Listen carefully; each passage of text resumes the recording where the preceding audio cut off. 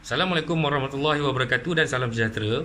Saya Muhammad Afiq Biaknan, nombor matrik 276807 bersama rakan-rakan yang lain terdiri daripada Azmi bin Muhammad, nombor matrik 276759 dan Muhammad Fairuz bin Ibrahim 276808. Kami daripada kumpulan 3 Melaka memilih tajuk Komunikasi dalam Kepimpinan Organisasi.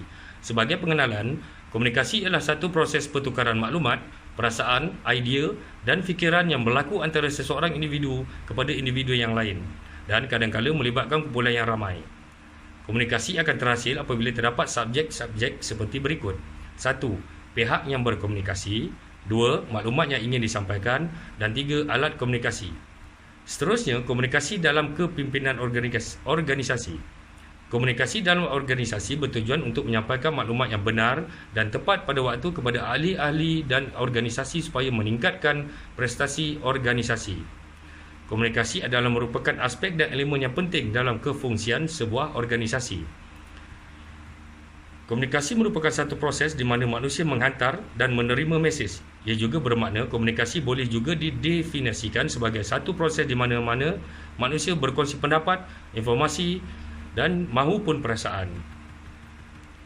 Corak komunikasi dalam sesebuah kepimpinan dapat dilihat sebagai tingkah laku yang mempunyai kemampuan mengubah haluan sesuatu organisasi. Seterusnya, komunikasi operasi dalaman. Terdapat 4 jenis komunikasi yang diamalkan oleh sesebuah organisasi iaitu komunikasi operasi dalaman, komunikasi operasi luaran, komunikasi luaran tidak formal dan komunikasi personal. Menurut Jaafar 1992, komunikasi operasi dalaman juga berlaku melalui dua cara iaitu secara komunikasi menegak dan juga komunikasi mendaftar. Komunikasi menegak dibahagi kepada dua iaitu menegak dari bawah ke atas dan menegak dari atas ke bawah. Dan seterusnya, komunikasi mendata merupakan satu proses komunikasi yang melibatkan pengaliran idea dan maklumat secara bebas di kalangan warga kerja yang mempunyai persamaan taraf atau peringkat yang sama. Seterusnya, kesan atau isu amalan komunikasi dalaman terhadap matlamat organisasi. Yang pertama, masalah komunikasi pentadbir sekolah, guru dengan ibu bapa para pelajar. Masalah komunikasi antara pengurus dan pihak sekolah. Ibu bapa sering berlaku di mana maklumat atau mesej yang disampaikan melalui pelajar disalah tafsir oleh ibu bapa. Yang kedua, masalah komunikasi pentadbir sekolah dengan guru. Selain itu, ada juga perselisihan faham antara guru dalam melaksanakan aktiviti sering berlaku. Ini kemungkinan berlaku apabila komunikasi antara bahagian kurang berlaku dan saling menunding jari apabila wujudnya sesuatu masalah. Yang ketiga, hubungan proses komunikasi ke atas dengan darjah komitmen kepada organisasi. Menurut Pace and Fowler 1994, komunikasi ke atas membantu pekerja yang menghadapi masalah serta memperkukuhkan pelibatan mereka dalam pekerjaan dan organisasi sehingga membawa tahap komitmen yang tinggi kepada organisasi. Ini disokong oleh kajian-kajian yang dijalankan oleh Anatol, Al-Ma'un dan Kohler 1981 serta Cribb 1990. Komunikasi ke atas adalah jenis komunikasi yang paling jarang berlaku dalam organisasi.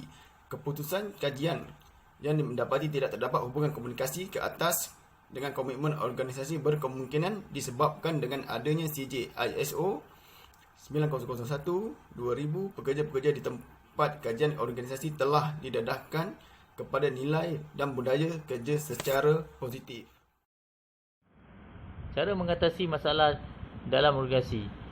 Pemimpin boleh menggunakan pendekatan gaya dan corak komunikasi dan kepimpinan seperti berikut. Yang pertama adalah penaklukan, mengutamakan kepentingan diri dan mengetepikan hak orang dan kumpulan lain.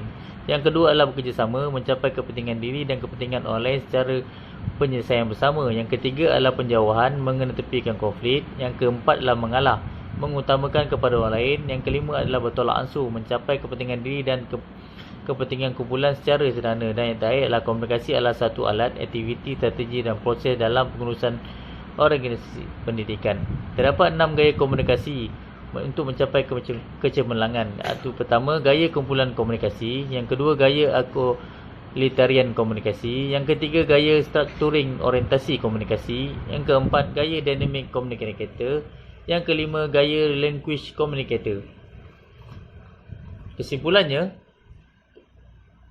bahawa terdapat hubungan yang signifikan di antara kepuasan kerja dengan prestasi kerja dan juga terdapat hubungan yang signifikan di antara kepuasan kerja dan komitmen kepada organisasi di kalangan pekerja.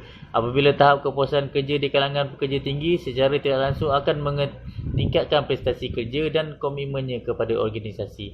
Kajian ini juga dapat membentuk organisasi mengenal pasti masalah dan memahami hubungan manusia dan kemanusiaan di tempat kerja dan seterusnya dapat membantu organisasi membentuk hubungan positif dengan pekerja bagi meningkatkan produktiviti dan kesejahteraan pekerja. Sekian daripada kumpulan saya. Assalamualaikum warahmatullahi wabarakatuh.